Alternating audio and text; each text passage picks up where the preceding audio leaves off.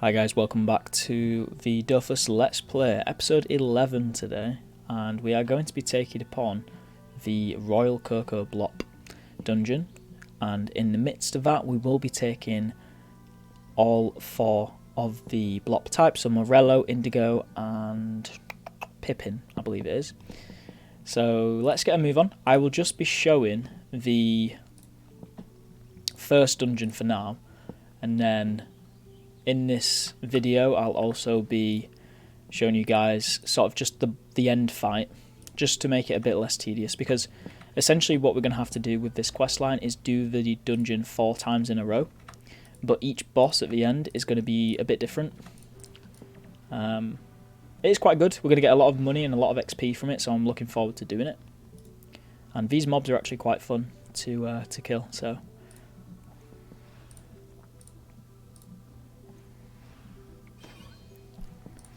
let's have a look. So we want to... Pippin is look about minus 62% air resistance, so that'll be very easy for us to kill. And they make a really cool audio. Oh shit. But yeah, if you guys have missed the last few episodes, please go ahead and check them out. We do go through a lot of things, such as merching, and we get all of our dungeons done, which is very nice indeed. So we're just basically taking a step onto the next segment of the game itself in terms of dungeoneering. Okay, so if we do that, and then Noah. This is a Cocoa Blop, so it has 50% earth, air resistance. So ideally what we want to do, I want to push it if we can. Nice. And that's all because our damage is going to be incorporated with our Uginak, as you can see here. So yeah, I've got no issues with this dungeon. I think it's a very simplistic dungeon. It has got a few mechanics later on when we do encounter one of the Greedo Blops, which I will show you in the next room. Okay, so challenges. 2 for the price of 1. We can definitely try that. Oh, I think I've already failed it. Actually, no, should be fine. Let's go here.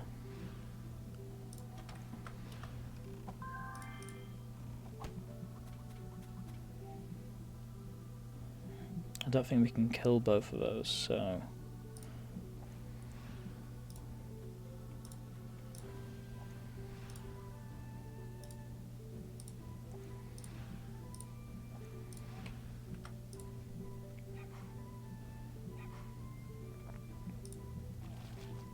I'm intrigued to see if our Yappa does more damage with the more strength we have. It seems that its damage is increasing, but I don't know if that's just because of its level.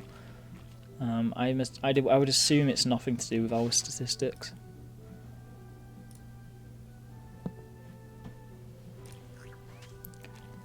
Okay, so we can finish.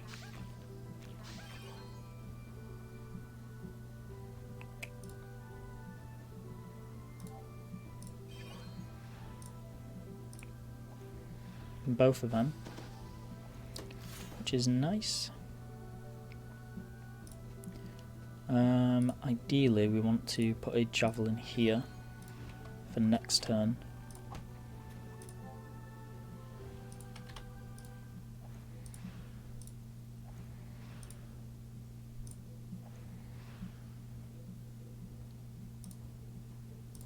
And then we just pass, so we can kill both enemies at once. So if we move in, we use Noah, we'll get double damage. And then we just finish this guy off with a Cyclone. Very nice. Alright, so here we are. These are the infamous Greedo Blops, which can one-hit kill you. So you have to be careful. My best case of action would be to just kill it as soon as you possibly can. The more monsters it eats, the more MP it gets. So, and it does pull you in. I think it has 2 MP to start off with, so we're actually okay here. Let's double check. Oh, it has 4. Damn, that was very close. Okay, but this is good. It means we can kill it first turn, so let's do that.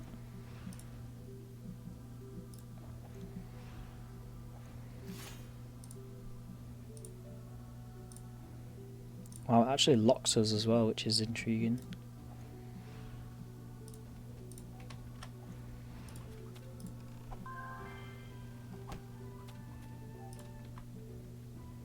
Let's increase our rage. And then we will move forward 2 cells. I guess that's all we can do for now. We can increase our power actually. I always forget about this spell. It's a really good spell. For 3 turns we gain 100 power, which is the same as 100 in each of our stats. And all you lose is 1 rage. So 3 turns is quite a good buff.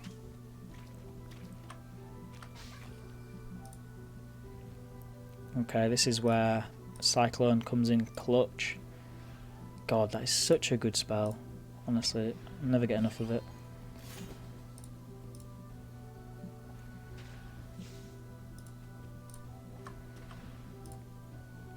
Okay, so this is good because it's minus earth resistance, so we should be able to kill this in no time at all. There we go. So 1 minute rounds at the moment, so this should be a very easy grind.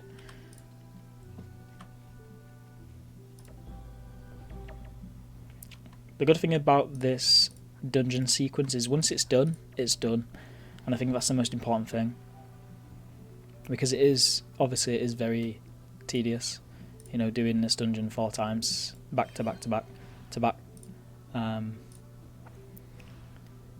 But again, once it is done, it is done. So, and you know, you do get heavily rewarded for it with tons of XP and karma. So, okay, this is where we need to be careful. Shit, I've completely messed up here. We're not able to get to this Greedo. So, yeah, this is quite a concern actually. I think we might die. Let's just try kill one thing at least. And prey state this one and then move away. If we keep our Uganak alive, we might be okay. Okay, I don't know why. Why is he not eating anything? I wonder if they changed it.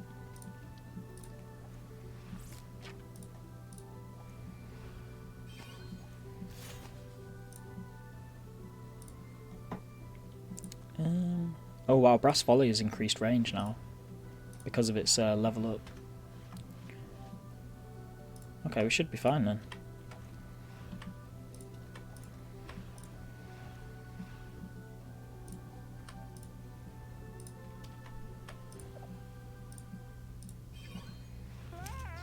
Boom. So we are on the 5th room now. And this is the room that matters, so don't mess this one up because I've done this plenty of times.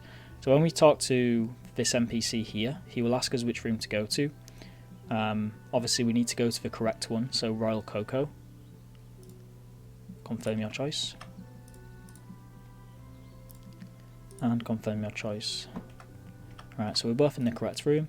Now this monster has a immunity. I would say an immunity. It pretty much is an immunity to air damage. So we are going to be hitting it with Uganak. But the other bosses that we are going to attend to are going to be weak to agility, so this is going to be the only time it's going to be a massive sufferance for us. But I think our Uganak should do fine. We'll try the achievements. So Duel and Faint-Hearted. Obviously Duel is good for us because we just want our Uganak to kind of hit. So Duel and Faint-Hearted, okay. Nice, nice. Let's shield up first, both of our characters. And we'll go here. And try and kill this Greedo. Now the issue I find with Faint-Hearted is because we are using a strength-based character, we're not going to have any dodge. So we are going to be struggling in that regard. However, the way around this is to utilise our dog mode. Because we do get, what do you call it? No lock. Oh, sugar. Can we... Oh, no. What? I thought Tibia was free AP. Panic? Okay, panic. Nice. Often forget about that spell. Yeah, 130 air resistance on this guy, so we're not hitting him. The Greedo's invisible, which is very annoying. We should be okay.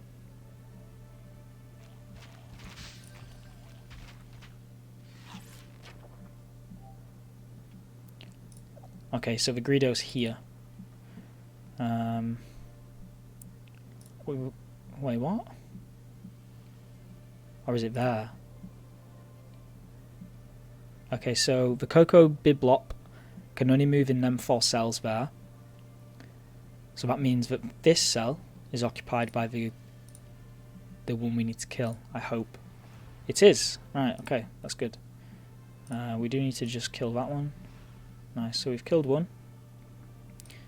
Let's just end here, and yeah, there's nothing really we can do at the moment, unfortunately. We just need to let our Uganak do the damage. So we will Prey-State the Royal Cocoa. We'll just go all in on the Cocoa. Now we are going to be able to run away because we are on Rage 2. There we go, so Rage 3. We'll utilise all of our damage, so wow, Mastiff, whew. And Cerberus, and then we'll just move 1 cell away. And we could even do Hermit, which will be a nice added bonus too, so... Yeah, so we get 1 more turn of Dog Mode, which means we are unlockable. The biggest issue is because of this summon that's invisible, it makes it quite difficult to complete this challenge, which is why a lot of people do fail. That's why they implemented this challenge, funnily enough.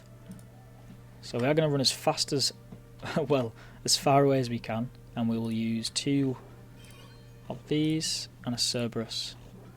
And then, wow, you see, that is pretty decent. Obviously it does have minus 12 resistances, but still. Yeah, so run as far away as we can so we can avoid ending next to the summon. There we go, so the summon was there. So it's just good practice. And I think next turn we can shield. Okay, so what we need to do now is utilise release, because our Uganak is locked. So if we release this target here, we have full access to the Royal, which means that the Uganak can kill it. Yeah, I think the good thing about this combination of characters is that we have flexibility in movement and positioning, while also maintaining our damage output. So as you can see, we're 2 rage, but I'm not going to go here because we are going to be locked. So I'll summon a Yapper just to deal with the summon, because it should hit more damage against the summon. Yeah, 210, nice. Sweet, so we actually locked the Blop as well. Yeah, this should be an easy one. Let's just shield up, I guess. I'm just keeping the Forge Lance quite close so we can utilise release, because that deals no damage. So that means we won't fail duel. Okay, so let's use Fury to go Dog Mode. And then Fury again. And I guess we'll use Mastiff. I mean, it doesn't really matter. Okay, and then we've got Bark, which we can utilise for 2 extra MP. And then next turn we should be good. Unless he goes invisible, which he doesn't. Okay. I think we're fine. Just to be safe. Oh, we can't push him, but I was going to. Ah, see, that's what I was thinking. Can we use tracking? I think we can use tracking even in Dog Mode, which is nice. So I'm making sure we always have 1 MP spare, just in case we don't kill it. Okay, so if we kill it, we fail the challenge because we ended near it. So I'm going to hit it once and then move away. And then next turn we can just use a Cerberus and kill it.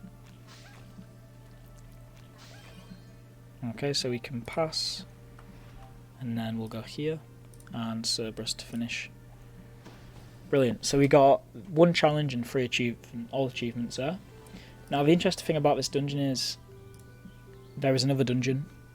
So as you can see here, if you have a royal rainbow Blop lair key, I can take you. So what's annoying about this is the royal rainbow Blop lair, that is a mouthful, has all of the royal Blops in it. However, this quest which we're doing only allows you to do one at a time. So there is one way about this which we can utilise, which is basically we leave this room now. So let's say I don't think you can haven bag in here, no you can't, but you can use a potion. So if we was to use a potion, let's say Brakmar City, we're out of the dungeon now, but our save state is still in the Blop dungeon, in that room that we just exited.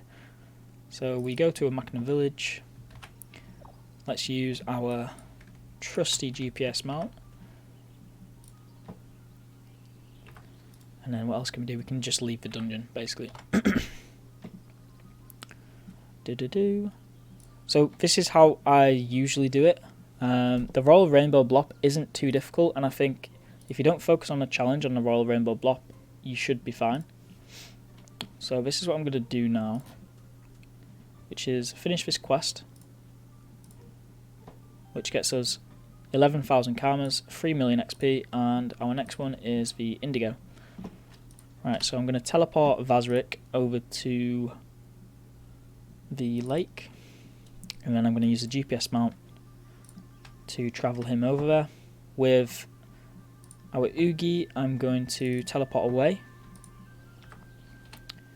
I'm going to teleport to a Machna village and then run over to Percy Pointer to hand in the quest.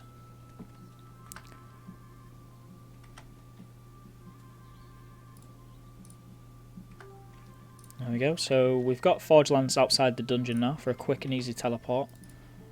And all we need to do is talk to Percy Pointer to receive the next installment of the quest line.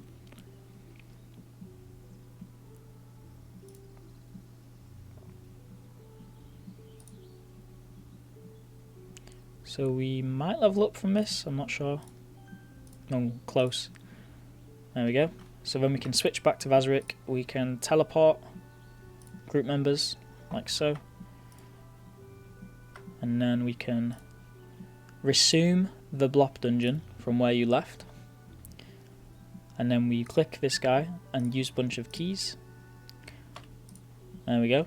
So as you can see in this fight, it's worth 3.2 million XP. Very good for, you know, just grinding in general.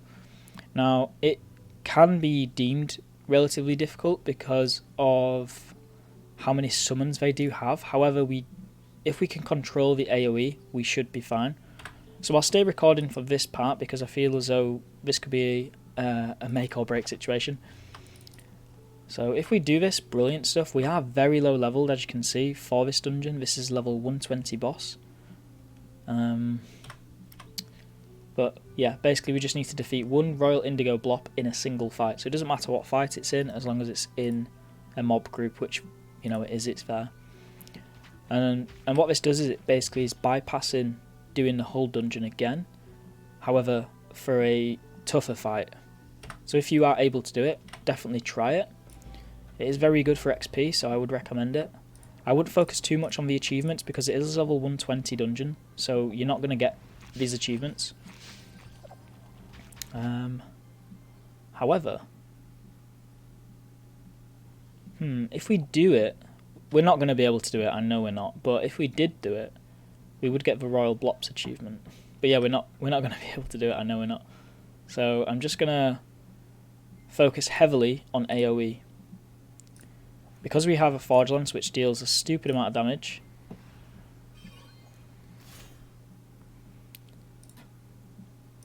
yeah, as long as we position everything correctly. So I should have shielded, I just remembered. And obviously when we prey state an opponent, we do gain some health from that. But yeah, as you can see, these guys hit hard, like 130. I don't know why I prey stated this guy, because he's pure strength immune, so I guess we just shield up. Ooh, Zagabanth.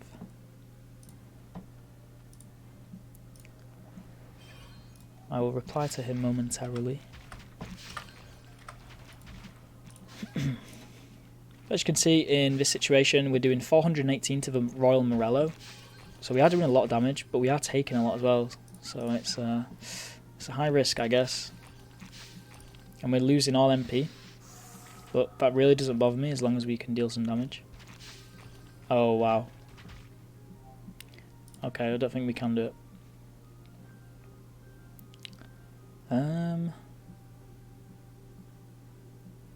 Royal Rainbow Blop takes 400 from that. Can we use our MP? We can, that's good.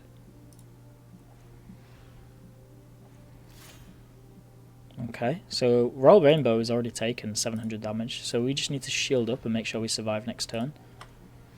It's a shame I prey-stated the Pippin, but what I need to utilise is the Yapper, because it can lock. So we will summon the Yapper, and what else can we do here, I guess? What a sniff, no. Panic.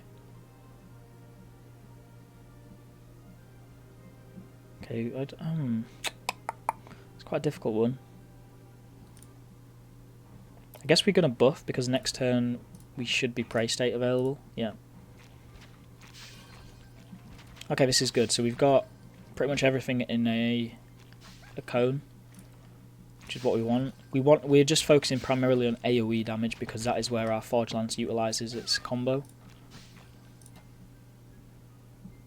If we kill the Royal Rainbow, this is a win. Okay, this is nice actually. This is good. It's a shame we can't go where the Yapper is. Oh wow, that hit me for 400. But wait, what? If I push this guy back, he takes no damage. What's his resistance? Oh, he's gained 100% resistances for 3 turns. I see, I see. So we need to focus on this one. Push him back, go a bit forward, and use Noah. And as you can see, 427 on pretty much everything. Let's go up.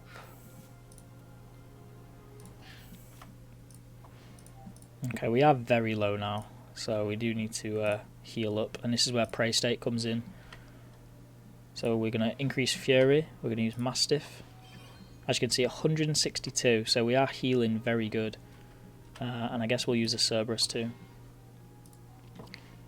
But we should survive one more round. I'm hoping if we do, we are able to finish at least one monster. It's a shame the Royal Rainbow's got so much resistance. I would probably try push it away with release. But it does hit from range, so I don't see the point. Right, so where can we go here? Okay, so that's Coco, so we don't really care too much about the Coco Blop because it is immune to us anyway. So we'll go here and use Noah. Wow. I'll never get bored of that damage. Okay, let's move a bit further away just to heal up, just so we're safe for next round. Okay, so Uginak is safe. We can actually use shield this turn. And again, Mastiff is going to be our lifesaver here. I guess we should have Watchdog first to get the extra damage. But yeah, look at this heal. Like, we're already at a K. It's like unkillable. Okay, Forge Lance. Please, I need the Forge Lance to live. I really do. Because we can shield this next turn. I do have Chivalry, so I can heal. Please live. Oh! He lives with Silver Dofus. Nice. Okay. Okay. Unhealable state though, so Pippin and Morello.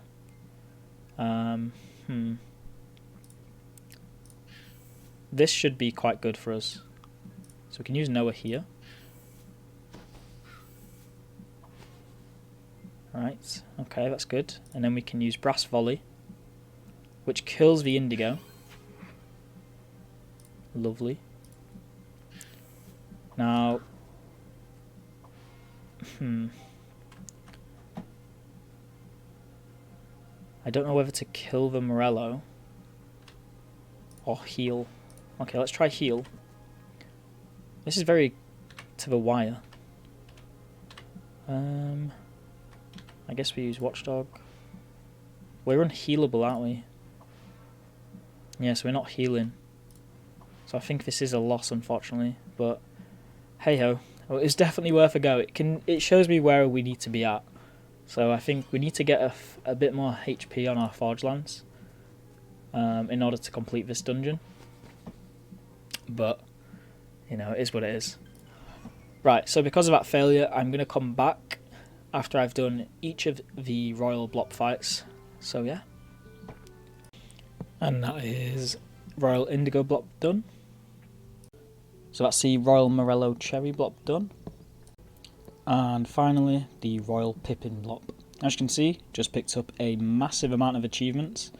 And that is because in every single one of those rooms, we managed to successfully deliver on all of the achievements such as Duel and Faint-Hearted. So yes, we're going to get a stupid amount of experience, as you can see there. So this is going to be quite a level up. And then obviously on our Uginak we get all the resources, which do go for a pretty penny, it seems. 8k, 8k, yeah. So could obviously see if we can merch those. So 2 levels on Ugi, which is brilliant. I really need to try getting to level 100 as soon as possible. And level 112. Wow, and look at these karmas, like, yeah, we're really racking in the money now, which is really nice to see because we were quite low a few episodes ago. Okay, perfect. So let's leave this dungeon. I'm glad I'll never have to come back until I do the lair. I think actually, because I just left at that spot, I can just go back whenever I want, which is really, really handy. Okay, let's just get them both to Percy Pointer. And for doing all those dungeons, so 4 times, we managed to get a collective 88,000 between the 2 characters, which is very nice to see. So that's obviously, the money is spread between the 2.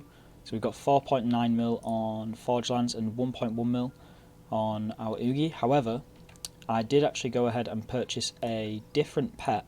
So before, I did have the green Pewin, which gives us critical damage, but I wanted to go flat earth damage, and the reason being is, and I'll show you guys just in a second here, and this is the reason why. As you can see, I've managed to put together a level 100 set for our Uginak, and it seems very doable. It's 10 and 6, so we gain 1 MP than what we're currently on. The minus 4% air resistance is just because of this trophy here, so we don't have to worry about that. We could drop it if we needed to. But this set is basically focused on getting as much earth damage as possible. So I have put a pink claw on there. Now there is options to obviously change that to something else, but it is one of the highest hitting weapons for level 100. If we were to go for, is there an Earth Steel? Yeah, so something that does Earth Steel is also very good because that does heal us back up. So if we go if we go on train here, we can see, yeah, I mean the damage is pretty insane, and that's with a neutral damaging weapon. However, when we go to our pink claw and we go to train and weapon skill, weapon skill disable, because weapon skill on this is going to give us 300%, I think. So as you can see, 590 for over 600, and with weapon skill there is a few 700s in there, which is amazing. Standard, Watchdog hitting 342, Mastiff hitting 2438. Look at the Cerberus damage, like, it is bonkers. It really is. I haven't played about with it too much, so there obviously might be better options. Like I know the Bork Chief Sword actually hits better, but it is a lower minimum, as you can see, 23 and 31. It does, however, only cost 5 AP, whereas this one costs us 6. And then the other option, which is one of my favourite weapons of all time, is the Ninetales. Now the reason being is because this has it's a luck-based item that can hit anywhere between a base 9 and 99. So as you can see there, we just hit a 972. We should be able to hit a 1,000 with it, I can imagine. Might be very lucky, but let's have a... Oh, there you go, 1,000, 1,200. Yeah, ridiculously chancy weapon because it does cost a staggering... How much AP is it? 9 AP, hence the name. So it is a bit fun, but we won't go down that route, don't worry. But yeah, we're just having a look through, and obviously we are reaching level 100 sometime soon. So we will need to upgrade our set for the Oogie, and I'm definitely going to be staying strength. I think it is one of the better options. But yeah, I think probably Pink Claw is the way to go. So the belt, I'm sticking with this belt because it is a ridiculously strong belt. Let's have a look.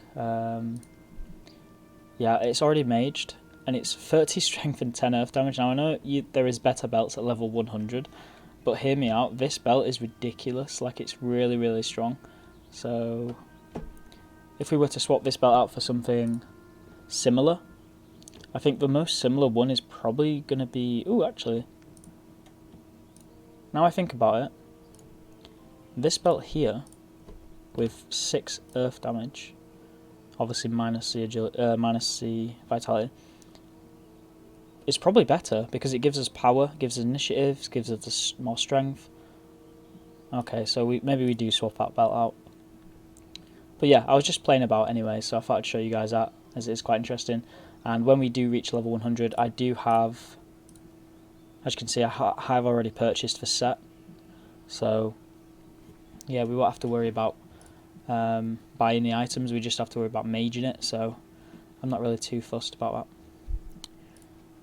So yeah, let's go hand this final quest in to Percy Pointer and see what dungeon he's going to ask us to do next. I'm not going to start the Ancestral until I'm at a higher level for both characters, because the Ancestral dungeon can be quite tedious and quite finicky. So I want to make sure that we are strong enough to obviously do that dungeon. Okay, let's see what this guy has to say. So he's going to give us a bunch of XP right here.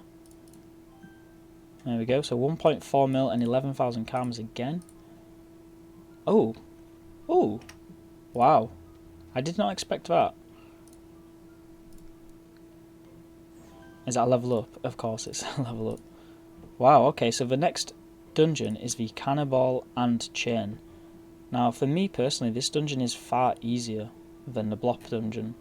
So I'm quite confused as to why this is next, but it just means we need to traverse the world of 12 and get to Moon Island, which is here. Lovely Moon Island. So we will go to Moon Island in the next episode. I appreciate you guys watching. Thank you for sticking around, and hopefully you're looking forward to seeing more of these videos in the future.